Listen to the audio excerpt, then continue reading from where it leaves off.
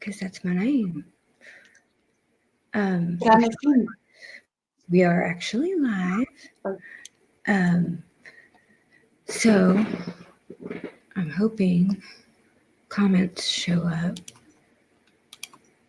so I can tell if anyone is here in the chat. Can you see the chat, Alice? Yes, I can. It says private chat, live comments. Which one shall I have open? I've never done this before.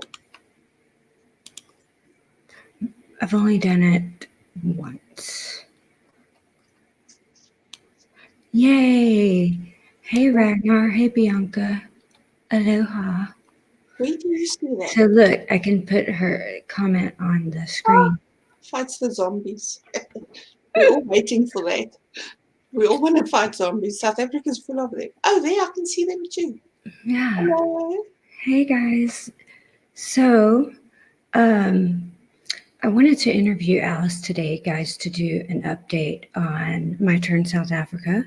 Also, to speak about some other issues, the constant onslaught of attacks and threats and harassment that she faces, along with others such as myself, Jason Bartlett, who's walking 2,500 miles to the White House, and a couple of other things.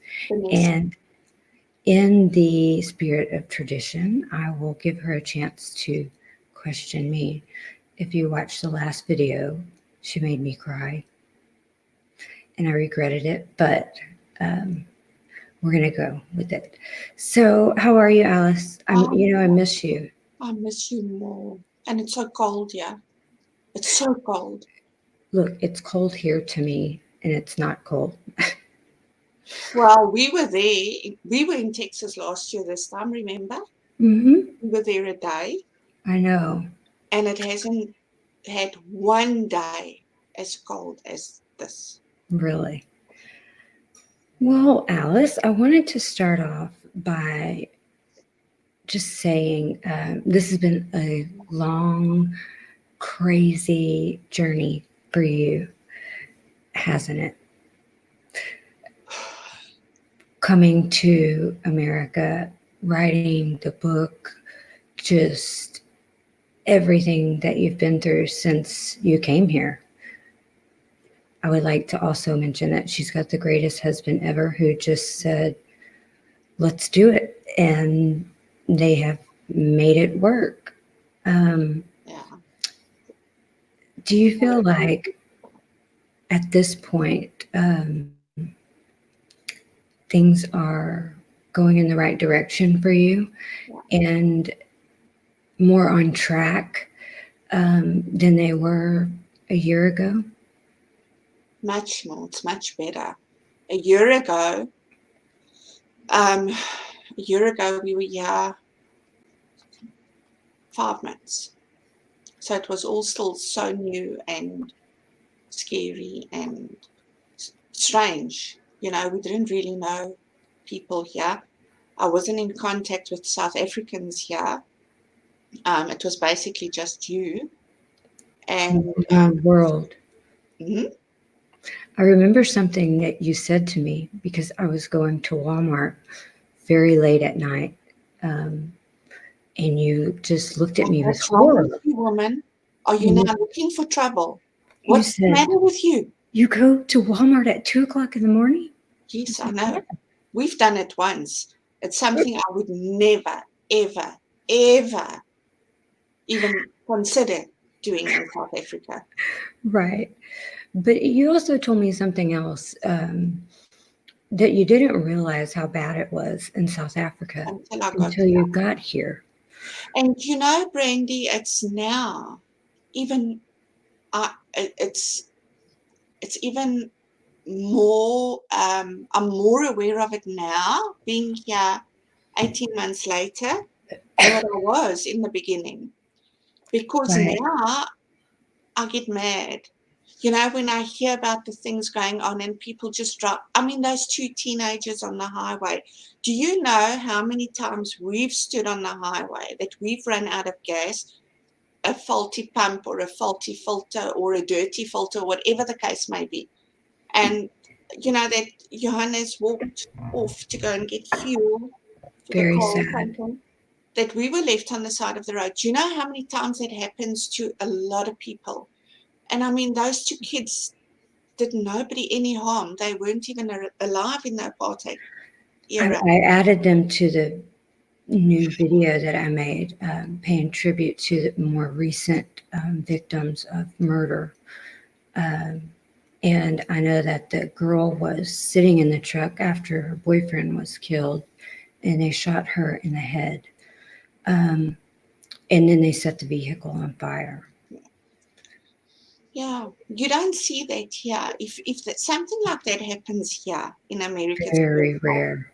It's personal. It's either a husband or a boyfriend or a wife or right. It's personal.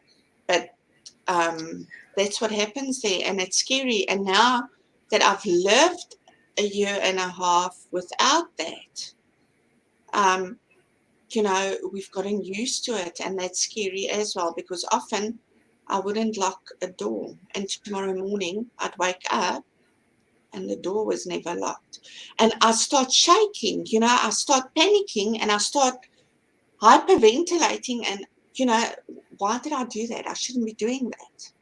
Right. So you said something a few minutes ago, and I feel like, even though I'm not South African, you being here, you experience the same anger I experience watching from the outside in. So sometimes people don't understand my level of empathy for the situation. But even though I'm not from South Africa, for me to have full knowledge of what is taking place and to be watching from, an outside perspective looking in is maddening. But Brandy, it's also because you've never lived it. Right, and I can't imagine. You can't, yeah. And that is scary, where we, in a sense, become numb to it because it's every single day. It was gradual. I've never said we woke up one morning and we were faced with this. It was very gradual. It was over 25 or 30 years. The fear began when Nelson Mandela was released from prison in 1990. Everybody was cautious. They were wary. They weren't sure, which way the country is going to go and how it'll turn out in the end. So it's a lot longer than people realize. But living in it, and it gradually affects you. And, you gradually become accustomed to the way of life over there. And people gradually lose jobs, and they are gradually told they can't find jobs, and they're not employable, and things like that. It's very gradual. So 25 years later or so, when you wake up and you realize how gradual it was, that you haven't really paid attention to it. And when you're out of the country, where things like that don't happen, then you realize really how big it all was and how numb you've been to it all. So someone in the comments said, we walk around every day with something akin to PTSD. And I say all the time that I believe the majority of the white population there suffer from PTSD. Well, that's true, because, I would, if I'm in Walmart or wherever I am, it doesn't matter where I am, if I'm out in the open and somebody comes up to me quickly, without warning, I have that moment where I feel I have to defend myself now. Right. And then just somebody walking up to me to greet me or something like that. This is a year and a half later. I still have that. With the furnace going in this house in winter, it has those noises, cooling down and heating up noises. Yeah. I would wake up in the middle of the night and my heart would beat 1,000 miles a minute. And I think, who's this? Is somebody on the roof? Has somebody come in through the attic? So you do. And this is a year and a half later. Imagine living it. I Then, can't. I cannot. that's how that's how it is. So I want you to tell us. I wanted to do an update on My Turn South Africa, the book that you wrote for South Africa and for your people. Um, and because of you writing this book, I mean, you have been through a lot. I mean, you have really been through hell, and I won't say everything, but I mean, just the threats, the abuse that you've taken is really bad. And you got your publishing rights back to Yes, this book. yes. That made me very happy because it wasn't exactly my vision.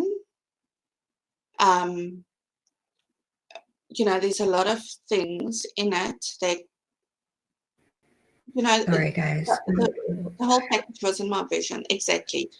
I've, Sorry, we just had a little internet glitch. But so I was saying, you got your publishing rights back, and this people don't know that this was a major just victory for you personally and what it means to you. So I just wanted you to tell them a little bit about what that means for you in the book and where you go from here. well, that was never my book, and I've been saying that from the beginning. It was never mine. It's ours. It's South Africa's. It's the people affected negatively by the conditions in South Africa. It's for them. It's so that they can know that they can speak out about it, and they're allowed to, and they don't have to put up with it. And um, But they're not. yeah, but they will, and I believe they will. Brandy, we're in a completely different place this time than what we were last year this time. For the year before. For instance, I've had a lot of personal friends that I've known for many years slowly distance themselves from me after my turn. And, this is a year later, and that's completely turned around because people they can't deny it anymore. They can't refute any of it anymore. It's escalating so dramatically that you can't ignore it. You can't say that it's just a phase or it's just something, an anger phase or a stage that everybody's going through or teething problems. That's done with. And the information, I always say that it started seeping out. Basically, And I have witnessed a miracle that I thought would never happen. And that is, it's pouring out and it can't be stopped. It's too late. Which leads to my next question for you.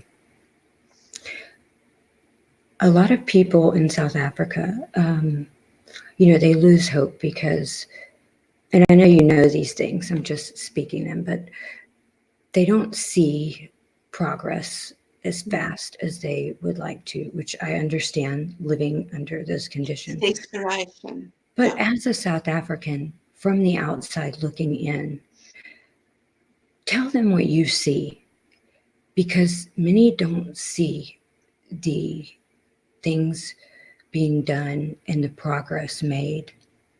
People have no idea what's going on behind the scenes. What they see is the tip of the iceberg. There is so much happening. There's so many people involved. There's names that they would never believe are involved in helping us. People are working nonstop, 24/7. Where a year ago, just for example, I don't want to go into who's doing what, but It's a lot of people. There's a lot going on, and it's outside South Africa. But for example, a year ago, I still had people saying to me, "Oh, you're from South Africa? Oh, so beautiful!" And oh, Mandela, Nelson Mandela, the home of Nelson Mandela, the hero. Today, it's very different. I don't get that anymore. Strangers that find out I'm from South Africa would say, oh, shame, are you okay? You know, are they going to be okay? Are the people going to be okay? It's completely different to what it was a year ago. So People are finding out. yeah, and it's people like us, you know, on the street that you wouldn't think would know anything about South Africa. They are aware. And you know, you no mention of Nelson Mandela anymore. Mm. I'm very quick to say, the terrorist, yes, that's who you're referring to. I couldn't care anymore, you know, because he was one. He was responsible for terrorism. Thousands of deaths. He was convicted of 120 something acts of violence, 126 maybe, acts of violence and terrorism, basically. He should have never been released from prison. He should have stayed there where he belonged. Sorry, I get very upset. I just took Lena Marks to task about this because seems to be a Mandela fangirl. And I'm really starting to hate this lady. And I've never really hated anyone in my life, but I just want to slap her into reality.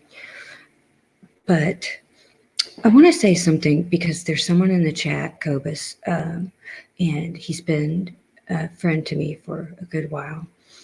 And you know how I feel about Senior Van Rensburg, and that, you know, I'm a very intelligent person. I believe in science, not necessarily prophecy. Not to say I don't believe in prophets. I just believe that they are very rare, and that most people that claim to be a prophet are not actually a prophet. And in reading Senior Van Rensburg, I mean, I get emotional even speaking about it because this man's words shook my foundation, changed my thinking, changed my life, and just really hit me like a truck. And Cobus said something once that he used to make fun of the people that would talk about Senior Van Rensburg and his prophecies, but that he has now come to a point where he's realizing, holy crap, like I'm living through this man's visions, and he made a believer out of him. Well, it took me almost 50 years, Brandy. And I mean, there are things that hit me like a ton of bricks. Mm. And what I've realized is that I fit into this complicated puzzle somewhere, and it just floors me. I'm watching it unfold before my eyes. Germany, I couldn't figure out how he could be wrong, but I couldn't figure out how Germany could come to do a 180. So, you know, I wrote the letter to the AFD party. I sent it with the 1914 agreement. The very next day, I swear to you, I was crying on my hands and knees because I saw a story that the AFD party defeated Merkel. Mm-hmm. And I was like, holy shit, this is the way. This is the way Germany does a 180. So it was just like God just hitting me with that so hard. Here you go. Bam. That's how I felt. So it's just so many things. And for anybody who hasn't read anything about Senior Van Rensburg, I think the book is called Messenger of God. Yeah. One of the books. It's very good. And there are some videos on YouTube. Some are in English, most are in Afrikaans, but you can find some information in English. And even if you're not South African, please listen to this man's words because it will blow you away. And he doesn't just speak about South Africa, he speaks about the world. The world, yeah. And he's right about everything. And he died more than 100 years ago. It's very eerie. So Next thing is, I'm used to being attacked and threatened and all kind of stuff. It doesn't bother me because I live in Texas and I will shoot your ass if you come on my property, just to put it simply. Well, if you make it to my property and someone else doesn't shoot you. If you remember my first day there, I had a whole crowd say to me, yeah, they won't dare come for you. And I told you, don't cry. We have ammunition to fight them off every single day for the next 3 years. Listen, we've been preparing for the Civil War since the end of the Civil War. But you've been coming under, it seems like... It goes through stages. The attacks on you, you were being attacked, and then it kind of slowed down. And now it's like a complete onslaught against yourself, Jason Bartlett, having Antifa incited to meet him on his walk and commit violence against him. You have had information that no one should know shared about you online, basically invitations to do you harm. Do what they need to do. Well, we can thank Montgomery for this. I mean, he started it all when he, alluded to the fact that I was here illegal. I wasn't illegal. I would like to say that you're absolutely not here illegally. I do not need to be illegal, Brandy. I've got options, and I certainly have never broken the law, and I will never break the law, especially in a different country. So, ha. Just like every other South African that doesn't want to come here and break the law. No, I've never even broken the law in my home country. Why would I go here and break the law here? No, man. Good morning. Hey, everybody. I'm not ignoring you. I'm sorry. Antifa really explain. Yeah. Groups like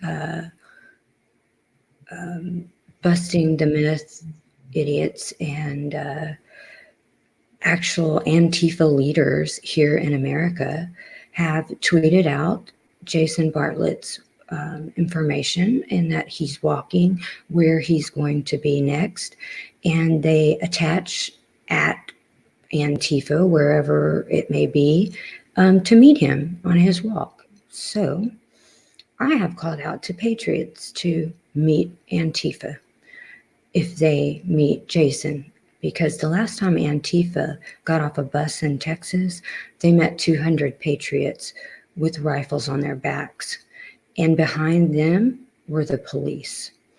So they're not welcome here. There may be a few cities that are liberal where there may be one guy masturbating in his mom's basement, smoking weed and playing video games, but I guarantee you he's not out on the street attacking people. But yeah, it's very disgusting that this man can't simply walk to the White House to bring awareness. And, his cousin was a victim of a horrible farm attack without having violence incited against him. What do you think about that, Alice, about Jason's walk and about what these people are doing? I think they're actually doing exactly what we want them to do. They giving him the publicity he needs to get the White House's attention. As far as I know, there's a few news channels who've reached out to him, one of which is a news channel that President Trump endorses. So I think they're so stupid, they're actually doing us a big favor by creating such a spectacle around it. But good for them. Yeah, thanks. I just pray for his safety. They're not going to hurt him. They're not going to hurt him. They better not. Not now. They've given him the platform he needed. So chances are very good that he will have an audience at the White House because of what they've done. So he's already been interviewed by InfoWars, right? Yeah. But, it's the same as what the bus, the groups, Bust the Myths of White Genocide, Don't aka worry. Lady. I mean, they made such a big deal about me being illegal that my sales have skyrocketed. Thank you. Thank you. Hello. Thank you. So bring Right, it and you're on. not even here illegally. Maybe we should have said that from the beginning. Oh, that's why I don't say much. Let them. Maybe I should have said that. Like, Alice is here illegally, and we need to report her. Maybe it would have helped. They're going to believe what they want to believe. It's ridiculous. And it So, actually works in my favor. So, you know, they were sharing my personal information, and which is against the law. well, you know, my author page they've been sharing on social media. So what I did was I just updated the cover to reflect my turn, and they've actually helped market my turn. So every time they talk about you, every time they share me, my turn. they share the book. Thank you. You should send them a thank you card. I have their addresses. I shall do so. And their ID numbers and all of that stuff. So if you want to send thank you cards, I'm happy to share. So for any Americans watching, why should they buy My Turn? And why do they need to read this? My Turn is a personal book. It's not it's not a technical or a statistical book. It's personal. It's my personal feelings while living in South Africa, my fears. But there's also a lot of, you know, accurate events. There's accurate telling of the murders, not just the farm murders, but suburban murders. There's a viewpoint from an actual farmer that I've included, you know, and then it speaks about the corruption and the thefts and the laundering and who's doing it. And who's doing it, and the stupidity in cabinet. I mean, the mentality in cabinet. This was a year ago, so obviously there's a lot more information out now than there were, you know, than when the book was published, but it still reflects an accurate, or it paints an accurate picture of South Africa. Right, without overcomplicating it. That's what I like. It's very easy to read. You know, I like easy to read. I like easy to speak. I prefer conversing at all levels than just conversing with a selected few. So, you know, it's very easy. And also it's a reflection of most South Africans' feelings. Right. I get a lot of messages that say it felt like you were writing about me, or that's how we feel. How did you know? Or, you know, when you said that, I thought, it's not me. I'm not crazy. A lot of people feel this way. So it reflects a lot of people's fears and feelings. And what I really liked about it is because, yes, I mean, I have a greater understanding of the complicated dynamics in South Africa, from the political issues to the issues in the white minority community within, you know, but most people, they don't. So you put things in a way that outsiders can understand it without having to. Without feeling like they're reading a textbook. Right. But Michael Ricketts here, it paints your opinion, not the facts. It paints the facts. It's about facts. There's references that you can go check up on. It's a personal book based on facts. Right. So someone is saying, which I'm going to hold my temper. So it paints your opinion, not the facts. Yes, there are sources. There are facts. I can quote every fact you want to hear. Just go ahead and ask. It covers the farm murders. It covers the rioting, which they refer to as protests. It covers suburban attacks and murders, and the education, and You understand the insights of right-wing propaganda. Oh yeah, this is propaganda, absolutely. So the White Cross Monument, and all the people that have died, been slaughtered, entire families, children, women, elderly, gang raped, the pride that's taken in this openly on public platforms that I have thousands of examples of. This is right-wing propaganda. I'm sorry, but propaganda only applies to things that are not true. And actually what you're saying is not true. So I would consider that propaganda. Goodbye. Moving on. Sorry. As easy as that. The American way. So Johnny says we should invade South Africa for their war crimes against humanity in regards to their treatment of white people, white farmers. Yeah, I agree. Unfortunately, it doesn't work like that. Unfortunately, these people happen to be white and the standards are not the same. Nowhere in the Rome Statute or the Geneva Convention or the Framework of Analysis does it say except for white people. It should include. Well, it's the only country in the world where there are so many laws against the minority. That doesn't make sense. There are so many laws in place to restrict the minority groups. Hundreds, right? Also the white groups. There's something like 200 laws. That's just job laws, I think, Brandy. I need to go check up. I think it's the figures have changed, but that was only the job laws.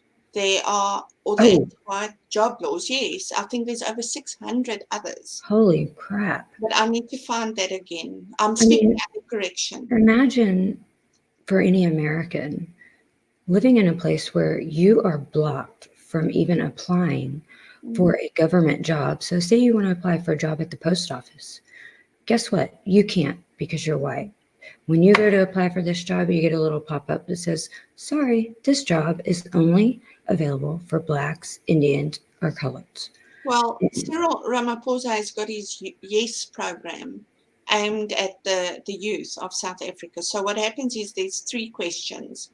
You have to answer all 3 yes to be able to proceed. But the very first question is, are you Black? Are you colored? Indian or colored? And if you say no, you can't proceed. That's a youth program. What does that tell you? The youth who they didn't even exist 25 years ago, 30 years ago. How is he punishing those? It just doesn't make sense. Alice, I've been speaking to a young man, and he's not white. I've been emailing back and forth, and he's very, very brilliant. He emailed me some information and kind of a proposal for a business. And he did this because he wrote all of this because of the corruption in the corporations, right? So he got out of college, went in as an intern. You have all this hope, and not only him, but he's speaking for everyone that went in as interns and said, they're so gung-ho, and then they realize, like, they're all criminals, and unless we're willing to be criminals too, we're never going to get anywhere. And I've had some good conversations, and he's explained a lot to me. And I asked him, I told him, I said, look, I say some things that people consider controversial, but I try to speak the truth, and I don't say anything out of hate. I say it because there cannot be change if people don't tell the truth. And, I told him more people like you, more people that are not white need to speak out on the things taking place there. I mean, it's not just about the murders, but everything. If you don't agree with it, you must start to fight back, because it's not effective for only white people to be speaking about the horrible things taking place. And he told me, he said, I know so many people, but they're afraid. They're afraid. He said, because they are also targeted if they tell the truth of the farm murders. And, you know, and he expressed his horror at the government ignoring, you know, these murders. And he acknowledged that they're absolutely a problem. But it's also a case of the outside world that are ignoring it too. Yeah. And that gives them power. That gives our government power. That gives terrorism a green card. We need people to stand up. Not the South African government. We know they're wrong. We know what they're doing. We know they're engaging in a warfare. But it is going to take an army of regular citizens to force the hand of outside government. They know what's happening. They're not going to act unless a whole bunch of us are pissed off to a point where we make enough noise that they have no choice. We have power in numbers, but only in numbers. And yeah, but you know, the other thing is, Brandy, I mean, we've also been told for years and years and years, you cannot be seen as the aggressor. You cannot be seen, you know, as rebelling against your government. You will be seen, you're a racist, you're a white supremacist, you know, we spoiled and things like that. So, you know, a lot of this was unnecessary. A lot of this has contributed to the silence of this. So people should just zip it. When you know, especially those that think they know what we're going through. If you don't live there, if you don't have contact with people living there and experiencing this, just keep quiet. Because, you know, you could wake up in a country facing the same before you know it that we are. So let us just do our thing. We've been doing it for hundreds of years. I agree with you, and you know how I feel. We've never been stopped by numbers or what other people feel. You know, the world is too worried about hurting other people's feelings. You can't even say you're proudly white because you're hurting that person's feelings who isn't white. You know, things like that. So just let us be, and let us just do what we've always been able to do. I agree with you. And don't you know how I feel. because we're defending our future selves or our children or our grandchildren.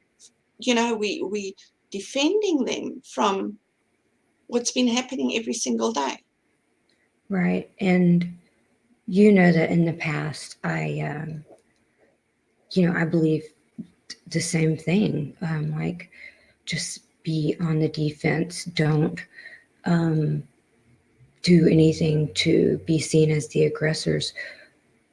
But it was because, you know, I fear what would happen, you know, what the retaliation would be. I'm at a point where my thoughts are changing because, number one, I'm seeing everyday people come together, which is really amazing to me, and which is a goal of mine, to try to bring people together. And I'm also seeing people remember who they are and find their strength, you know? Yeah. And it's not gone. It's just, it's been suppressed for a while, you know? But it's definitely not gone. I'm to the point where I'm ready to go over and fight. I mean, well, I'll be there. I'm just pissed off, and you know, how long can people take it? I mean, you can't just. They're doing it on purpose. They're getting away with it. They know they're getting away with it. But that's why they keep doing it. because there's no repercussion, there's no punishment, there's no law, there's no order. So they just keep doing what they do. But it can only go so far. It can only reach a certain point, and then things are going to change. And I mean, to give you, just to give you an example, look at that American contractor that was killed. What happened? What did President Trump do? One guy. What did he do? Well, he retaliated, Brandy. Oh, right. So he's taken care of business. He's showing the world, we're not going to stand for this. Right. We're not going to take your shit anymore, which I'm very happy to see. But so why must South Africa? Why must we? You must not. Shouldn't. People shouldn't be telling us to. They shouldn't be telling us that we can't fight back. We were one of those that had to hand in our firearms. I would never do it if I know now, or knew then what I know now. I would never have done it. But I tried to abide by the law. Exactly. I wouldn't this time around. So why are we the law-abiding citizens, but we're being punished because we are law-abiding citizens? So what do they want from us? And the criminals are rewarded, seen as heroes, and pay no consequences for their... Celeste, I'm not saying we must start a war. I'm saying we should protect ourselves, protect our families. Right. Don't be afraid to protect your home. Don't be afraid of doing that. Don't worry about what somebody else is going to say. Don't let people tell you that if you do, you'll be seen as the aggressor. No one wants You have a God-given right to protect your life and that of your families. That's what we're talking about. But no one wants to see war. I mean, I have not done everything that I've done to see people die. I absolutely don't want to see that. I don't think anyone does. Sometimes it's hard to see how else to get out of the situation. You've tried everything for 25 years, and I agonize over this too, because like I said, a war is the last thing I want to see. I hate war. War is ugly. But there is a war already. There is. We need to defend that. We need to defend our tribe, our nation, our heritage, our culture. Everyone needs to just stand together. We need to be allowed to do that. And other countries need to stop saying that we can't. And I said the other day that if every time someone came to attack someone and the homeowner defended themselves, shot them, whatever they had to do, if every person in the vicinity of their community showed up to block the police, from getting onto their property and made this huge deal of it, where it's this huge story on the news, they can't lock up everyone. Mm-hmm. They can't lock up everyone. That's what I've been saying as well. That's the biggest fear, I think, of most men, is the fear of going to prison and I don't blame their them. wives and children even more vulnerable than what they already are. And they will go to prison, But if more people stand up and fight for their families, for their rights, for their freedom, they can't put everybody in jail. Right. So there are hundreds of your people blocking entrance to your property. I mean, where are they going to put everyone? Saying we're not taking this anymore. And that's your future. That's your future self. That's your children, your grandchildren. That one moment defines all that. And they, people fear what makes them feel small. Yeah. People fear what makes them feel, they hate what makes them feel small and inferior. And these attempts to destroy the Afrikaner Boer history, the flag, to ban the flag, to want to ban the national anthem, to remove statues. You can't ban history. You can't ban history. It happened. But You can't ban an it, but they attempt. are. They have. It's a reminder of their failure. And this is why they seek to destroy it. It's And they fear. their greatest fear, if you They ask. fear the people coming together. They fear this. Which is why they constantly attack and pit the community against each other, and Bill Pottinger, and I can name a million other things. They fear the day that people put their differences aside and join hands for the good of their people.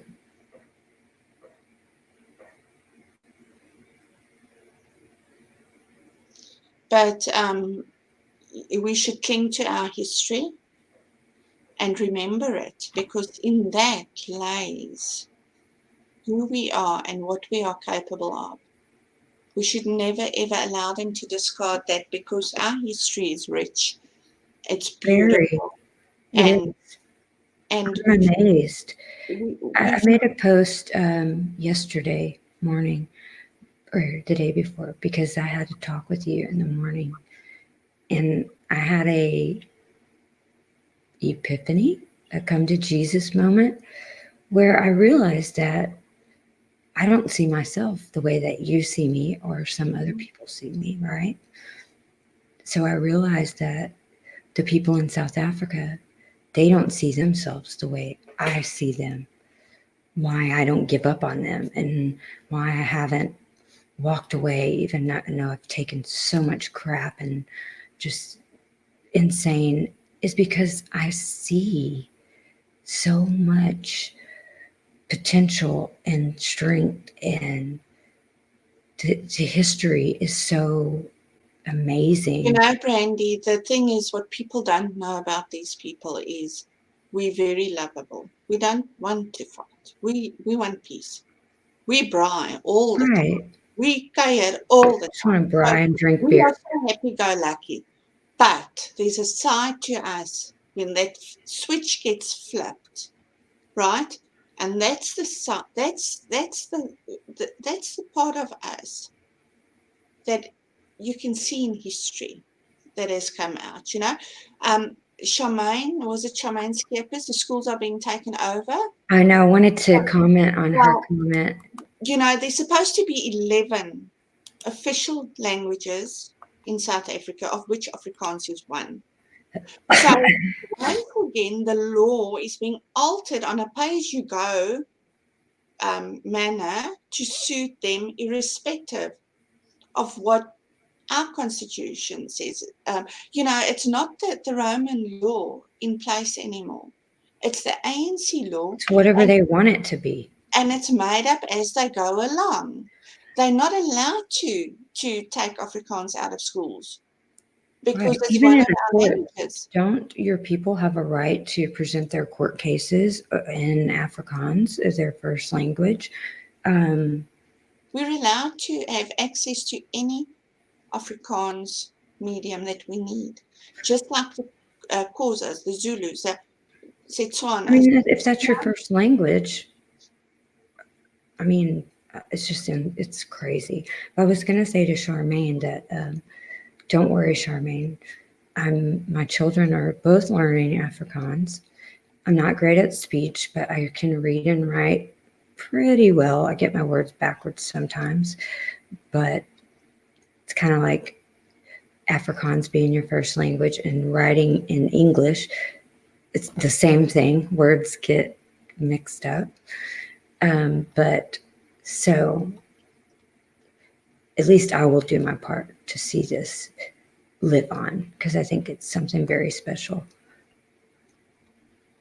Well, I would not, if I mean, both my children were educated in Afrikaans, even though I'm an English South African. And I would never change that for anything in the world, because that's their heritage, their culture. That's who they are. That's where they come from. And I'm proud of it, you know, and they are proud of it. It's just wrong. They make the law up as they, you know, in South Africa, we've got pay as you go. Like electricity, we've got like a unit in our home, so we buy prepaid electricity. Same with the cell phones and that pay as you go, so you just buy as you need. That's what the ANC does. They just alter the law as they need. Charmaine says they said there isn't enough kids, which is a lie. It doesn't matter. Even if there isn't, there are Afrikaans teachers, there are schools, and there are classrooms. Okay, so there's a teacher, there's a classroom, there's a school. I've got an Afrikaans comment down here. Huh? Where? Brandy, can you read? Well, we all understand the hehe. Yeah. Yes, I can. So Alice, we're at like 51 minutes, and I was going to give you an opportunity. I don't know if you have. I do have one question. Questions for me. I'm going to ask it. Okay. How do you see the Boer, Afrikaans, English, South Africans? And I want an honest opinion. No. Yes. Wait, what's the question? How do you see? Do you think the numbers will are too big for us? Number one. And how do you see them? How do you see our people? How do you really see our people? You know what? I have agonized for a long time over the numbers, because yes, I know that numbers do not always matter. But what made me afraid was, you know, the Zulus didn't have AK-47s, right? I have come to a point where this fear has just gone from me. And I don't know how or why. Maybe it's what I'm seeing, you know, from the outside, the community slowly kind of coming together and people finding their strength, and they just don't care anymore about being offensive. They don't care. They're tired, you know, and I'm at a point where,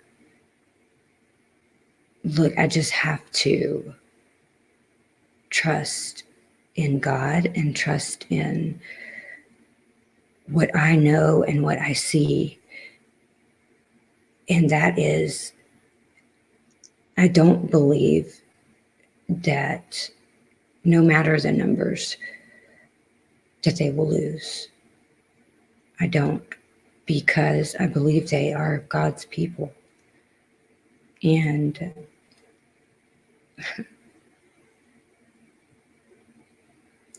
I remember reading from Rensburg, where he says that the people find Mausers under the floorboards. And, you know, I know this doesn't necessarily mean they're actually going to be Mausers, you know, but it makes me think that there are a lot of people across the world preparing for this for you. In Texas, I've had people offer me their weapons. Obviously, that's not a reality at this point, sending weapons there, but that makes me think. And I know that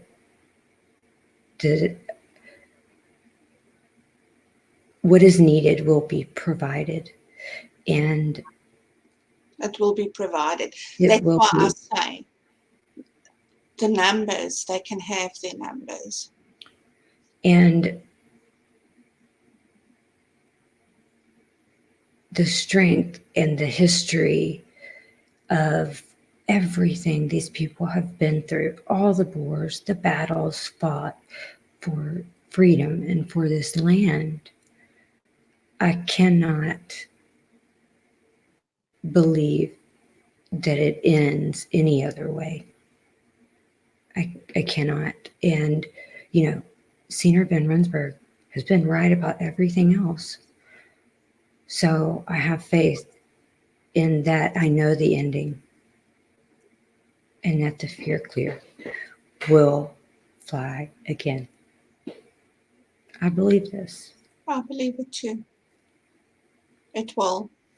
We just need to stop fighting each other as well. You know, there's a lot of that going on. I don't know why. I don't know why we do that. You know, my only goal always is to be with our people and to live in harmony and to stand up for them and fight for them and, you know, build a new life with them. But there are just some of them that just keeps fighting everyone else around them, fighting us, fighting what we're doing, you know, accusing us of causing panic and instilling fear. And I just don't know how to respond to that anymore, because when will it be okay to talk about it? Right.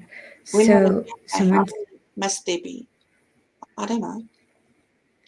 someone said numbers do not matter. What matters is bravery and brains. And boars don't worry because you have both and right on your side. And I believe this. I always say that your greatest weapon against your enemy is that you have the ability of rational thought process, right? This is huge. Use it. Use That's your such brain. a nice message to give out. And That's not, the type of things we need to tell each other. That's right. what we need to tell each other, instead of saying to each other, but. You know, no buts anymore. We've done better. We've created a whole country. We've produced the first heart surgeon. We have accomplished so much in our. No. His gardener taught him that, according to Zinzi Mandela. Oh, you know, if we weren't on here now, I would have showed you something, but I won't do it. But, you know, my point is we need to remember. I'm just saying. I'll show you afterwards. We need to remember. You know, we need to remember and stop telling each other that we're useless and we're no good and we don't matter. We do. We are human and we are of God, as all Christians around the world are. Everyone matters.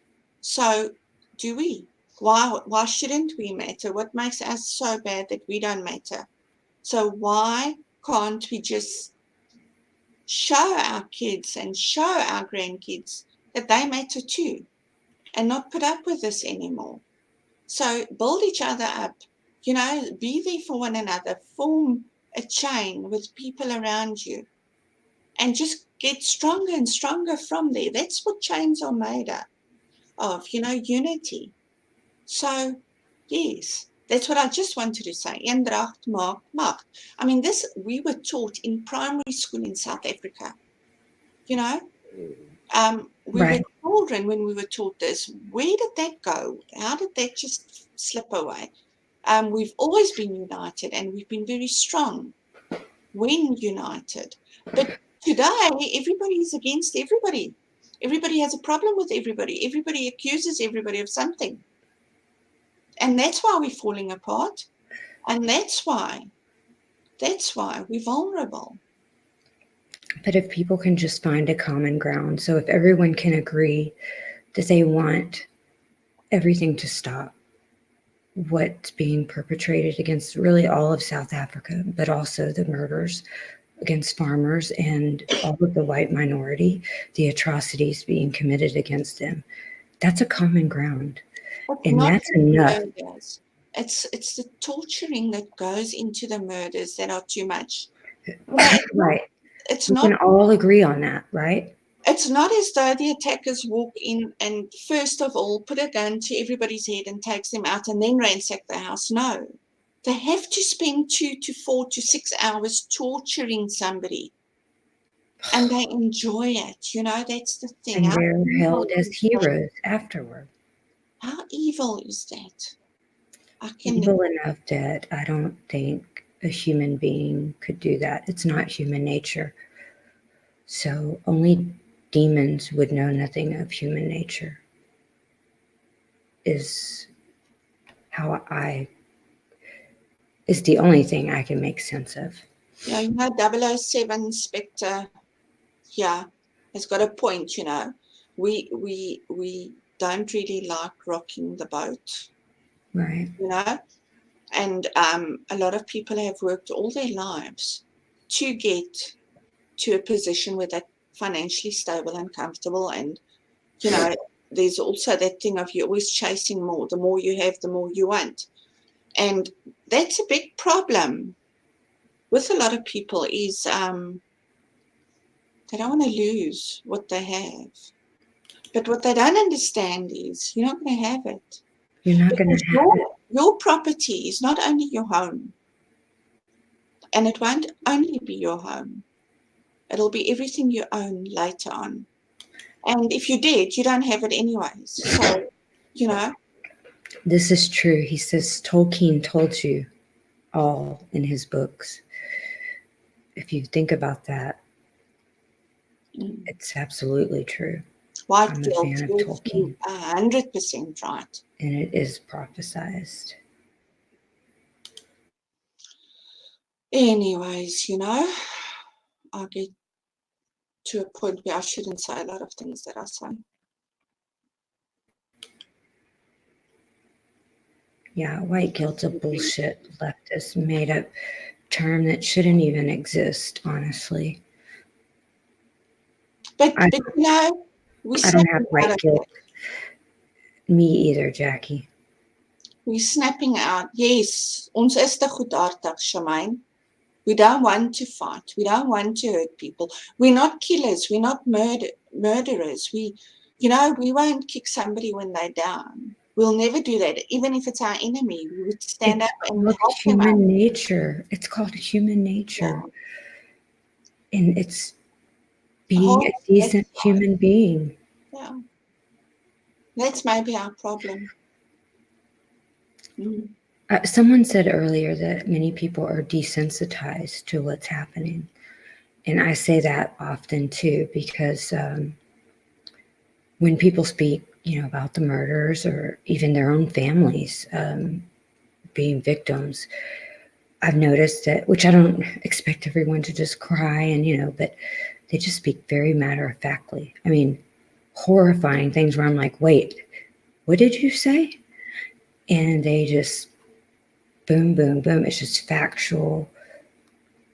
But I think they are desensitized to it. You always say that I'm conditioned to safety because it's all I've ever known. And people here are conditioned to terror. But Brandy, we had a thing at home. At breakfast you'd get the news. Big Al's. And I say him specifically because that's exactly what happened when he was attacked in the area I lived. And we had breakfast and we spoke about it, and we were silent for a few minutes, because you try and imagine what that old man went through and what his partner went through. And after breakfast you get up and you carry on again, and you shake it off and you carry on. That's not normal behavior, because it happens so often to so many people so close to you and around you that you get the news, you take a moment for it to sink in, and then you move on. Because and that's not normal. That's wrong. That's not normal. And that's how it is for us. You hear about a hijacking, you say, oh, that's bad. Oh, that was terrible. And then 10 minutes later, you're on to the next thing, because it happens so much. And it's funny for me because even though I don't know these people being murdered, Alice, I don't need their stories anymore. Mm. I know their stories because I know their faces. So it stays with me. And maybe it's because I don't know this. It doesn't happen here very often, very rare. But it haunts me. I mean, literally. I can look at someone's picture and tell you how they were murdered, what happened to their family. More people than not. And it's because I'm not desensitized to it. It's horrifying to me. I can't. Well, I no longer am.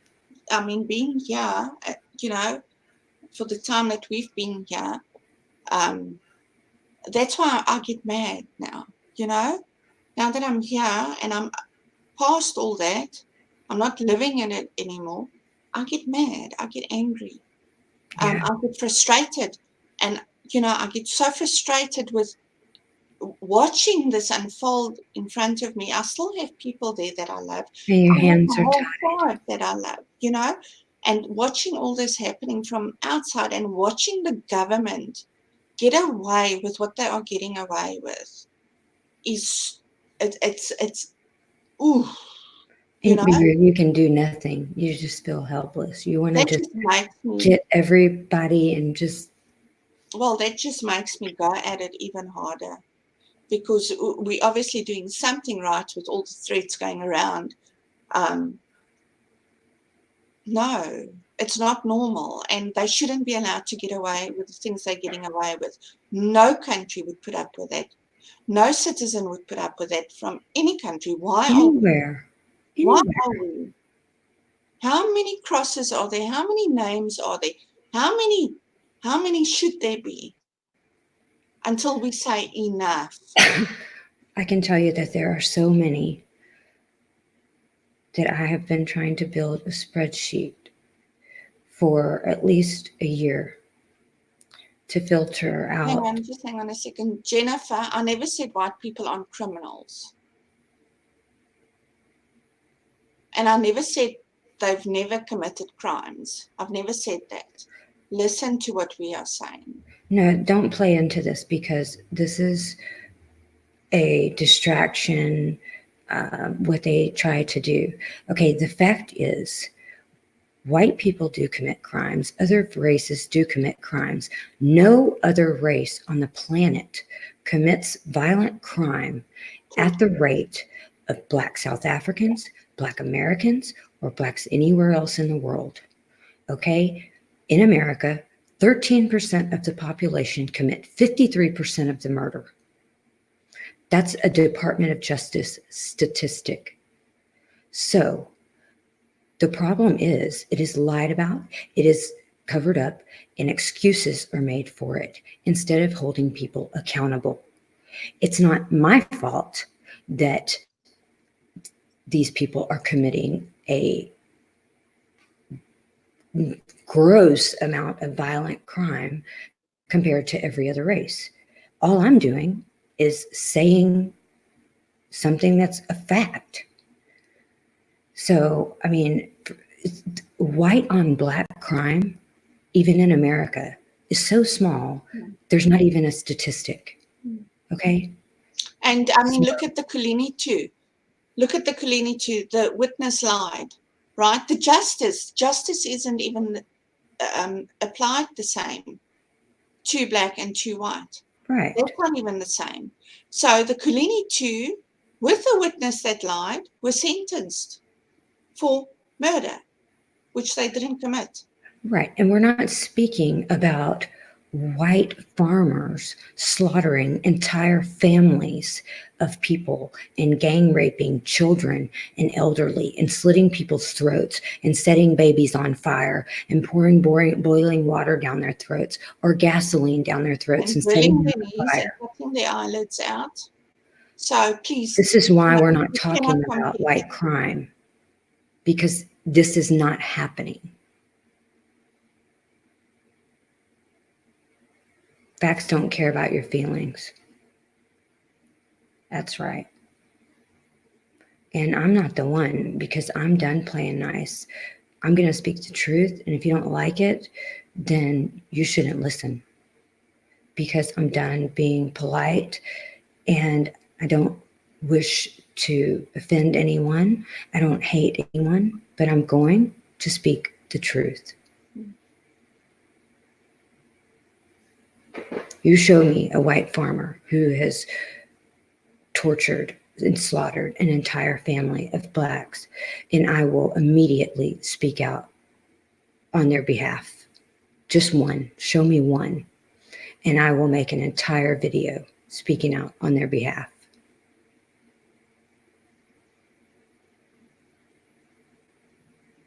It doesn't exist. Sorry. I get upset because people try to manipulate and put words in your mouth, and I won't allow you to do that. No, look, crime is rampant everywhere. Nobody's denying that. White people, black people, doesn't matter. Crime is crime. It does matter. What matters is the crime against the white South Africans, the violence against them, the torturing of white families, white children, cutting a dad's eyelids or drilling holes in his knees to force him to watch the rape of his children and his Because before killing him, and then ransacking the house and just taking weapons. The motive for these attacks are never what it seems. It's hatred, and it's to wipe out an entire race and tribe in South Africa. We don't do that. right. We don't do They that. are based solely on race, which is wrong.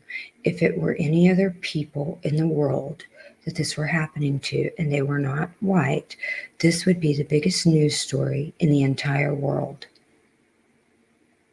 If we're going to hold people accountable. Can you imagine if it was reversed? I mean, if it was swapped around in South Africa, we would have been bombed into Kingdom Come by now. Yeah. Really? We are the most hated race. Yeah, but I know this. This is what our previous government was protecting us from. She's right. Yeah, that's why I put that up. I agree. Cut the throat of whiteness. That's right. Yes. I made a video a while back, guys. You can find it. It's kind of way back in my videos, but it was when Steve Hofmeyr was being viciously attacked, and I was angry because all he said was, "We will defend our property," and that's pretty much it. And it was hate speech and all of this. So I made a video, and I started it out with Julius Malema and his speech about cutting the throat of whiteness. Then I went to a clip of Steve Hofmeyr speaking out to the world to show the differences in what they have to say, right? Then I spoke on a disgusting article written about Steve. And I ended it with Julius Malema singing "Kill the Boer." And the last clip is Steve singing "De-Stem." And I did that to show what is acceptable and what is considered racism, because it's so ridiculous and backwards that if people didn't see that and realize what the hell is going on there, I don't know what else would make them see. This is normal. This is hate speech. You're crazy. This is insane.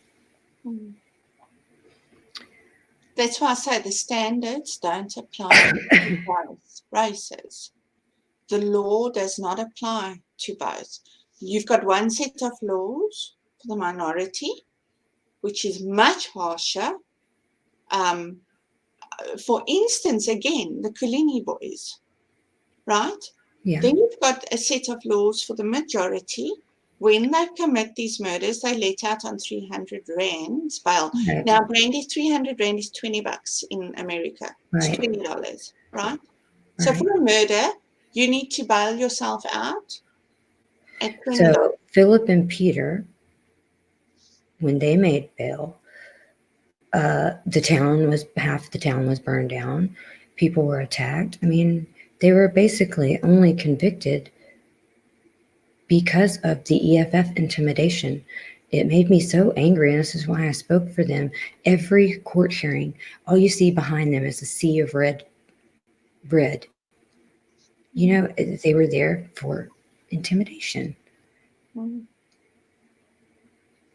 mean, those guys from the weekend, that garage, they took on that white guy. I don't know if you saw that, Brandy, where they blasted him. They were acting, you know, like they were racist, right? I'm sure you saw it, but anyways, it was two that ganged up against the one. I mean, they were let out. They were caught for hate speech and whatnot, but they were let out. You know, they were calling for these guys to be pretty much lynched before they even knew the name of the kid that jumped off the damn truck and broke his neck. He wasn't a kid, Brandy. He wasn't a kid. Or something. That's another thing that they're not being honest about. And the mother who claimed to be heartbroken, and she hadn't even seen him in months. You know, so it was all propaganda. They destroyed that entire town. And I know because I have family living in that town. They burnt down their house. They burnt down a few other houses. Johan's family. They destroyed the shops. There's shops that have been there for 30, 40, 50 years, and they just can't open it again, you know? Right. They destroyed that entire town because of that. And that's why, the lying witness gets a house built for himself for lying over and over and over again. No, that's why I say there's no justice. There's no justice, and there's no law, there's no order. The law is applied as needed and as it suits them. And I'm not a racist. I'm not saying whites are angels. I'm not saying that. I'm just saying, you know, compare apples to apples. But when whites commit crimes, it's plastered all over the news. It's the biggest news story for weeks on end, which is why we're not talking about it, because we don't need to, because they talk about it nonstop. About targeted attacks and killings, and nobody's targeting the Black nation in South Africa, the nations, the tribes. Nobody's targeting them. Do you understand? Right. So that's not open for discussion because there are no white against Black killings. As I said, or torturings. White on Black crime is so low that the statistics are basically non-existent. And Black crime is rampant as well. We're not denying that. But Alice, something else what most people don't know is that everybody talks about, you know, the world, how evil apartheid was and all of this. Okay, number one, apartheid is just a word. It can't be evil. It means to live separately, okay? It's segregation. It's enforced segregation. People don't know that the apartheid government gave land because the warring tribes could not coexist together, gave them their own homelands. I mean, we've got all those little areas that they were given. The 10-state solution, right? They also agreed to help them, and they helped them greatly with mining, infrastructure, and to build their own homelands. So they had already given this enormous amount of land,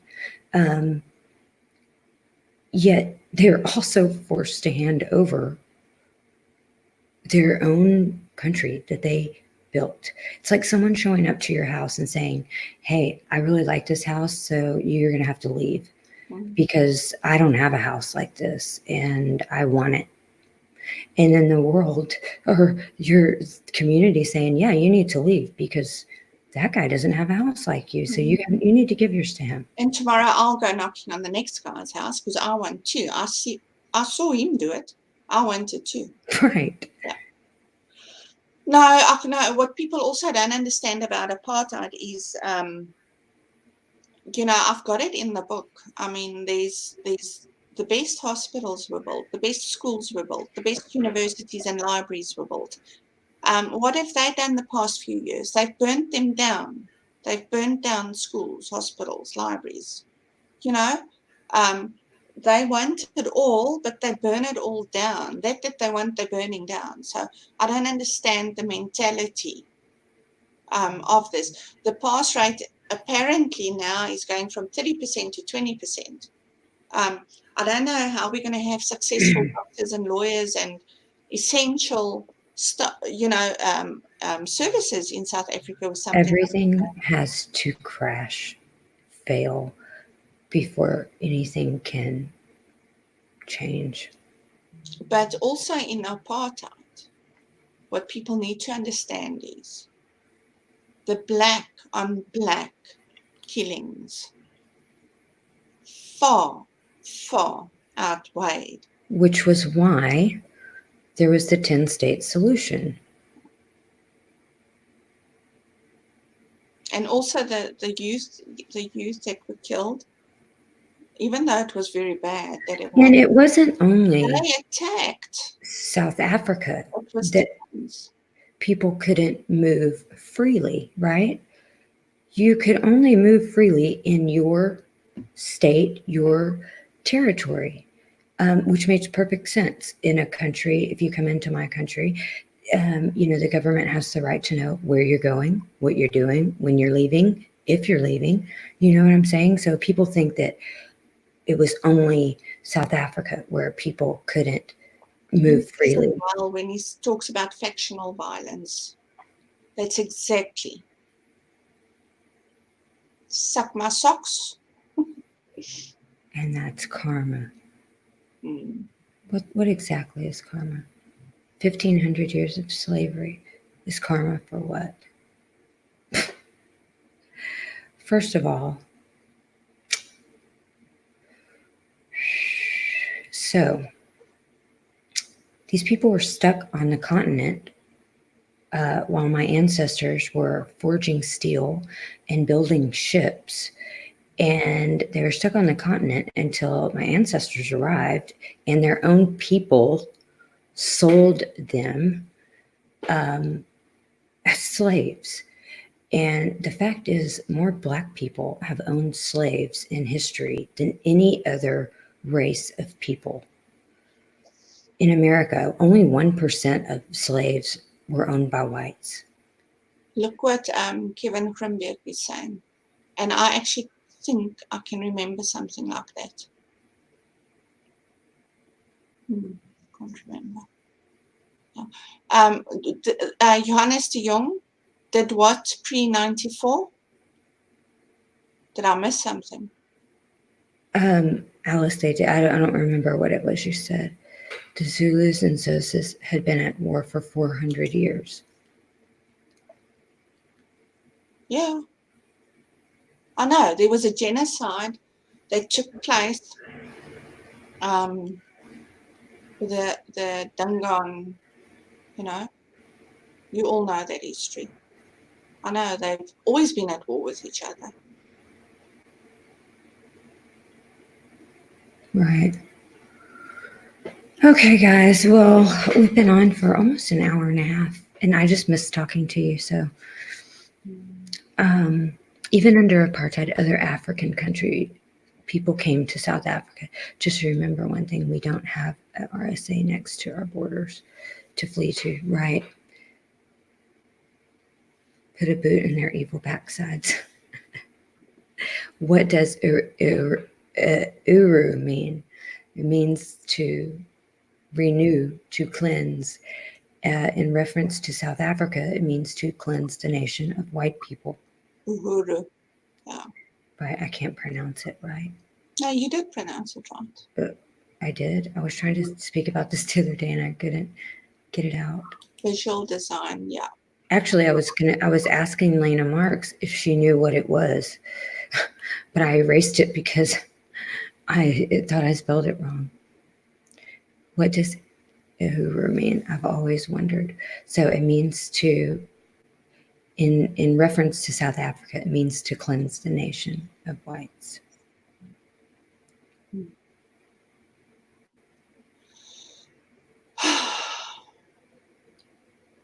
But we'll get there. We're going to get there. Right. There's a lot So more people someone with said, fingers in it than there was a year ago.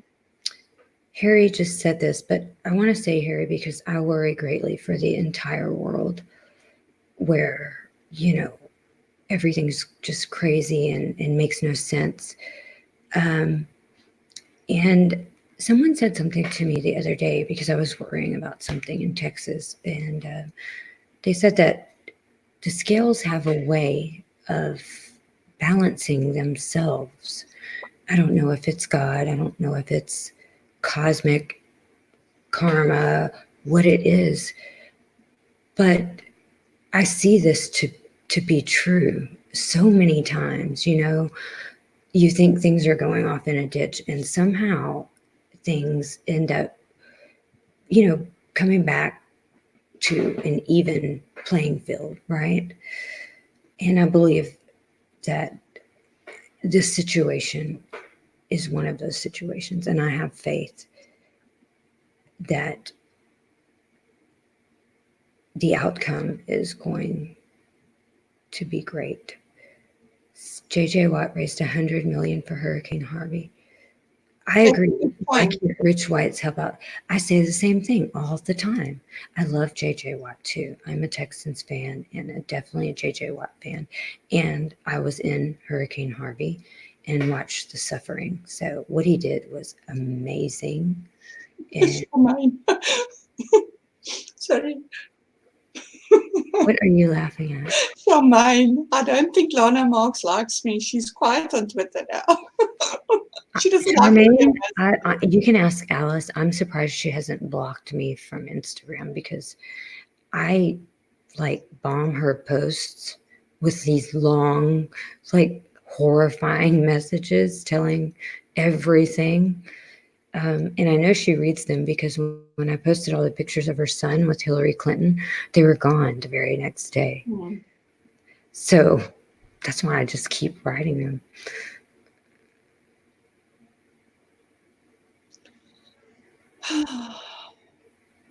More blue bloods, more white farmers need to move to South Africa from the U.S. Are you crazy? Listen, if I would be safe, I'm all for moving to South Africa, but that's not a reality for me at this point. Not yet. But One day, and I'll have my bags packed, ready to go. I will do the walk Jason is walking back to South Africa. I just don't know how I'm going to get over the sea. You cannot swim that far. Oh, no. You need a boat. I'll probably find that missing airline. Malaysian Airlines. You get your scuba gear.